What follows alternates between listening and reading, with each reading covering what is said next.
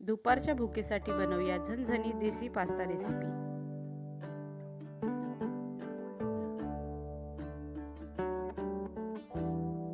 एका गंजात गरम पाणी करा, थोडा पास्ता मीठ टाकून त्याला उकळून घ्या।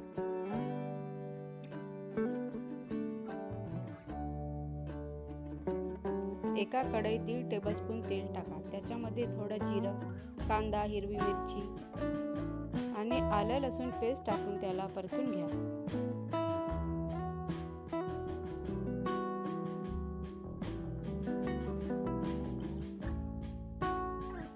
एका मोठ्या टमाटरची प्युरी टाकून त्याला परतून घ्या। 1 टेबलस्पून धने पावडर, अर्धा टेबलस्पून जिरा पावडर, अर्धा टेबलस्पून हळद आणि थोडंसं मीठ, हे सगळं टाकून त्याला परतून घ्या।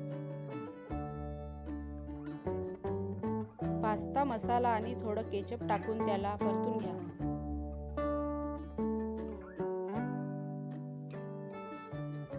आता उकडलेला पास्ता टाकून त्याला मिक्स करा आणि वरून थोडी कोथिंबीर टाकून त्याला सर्व करा।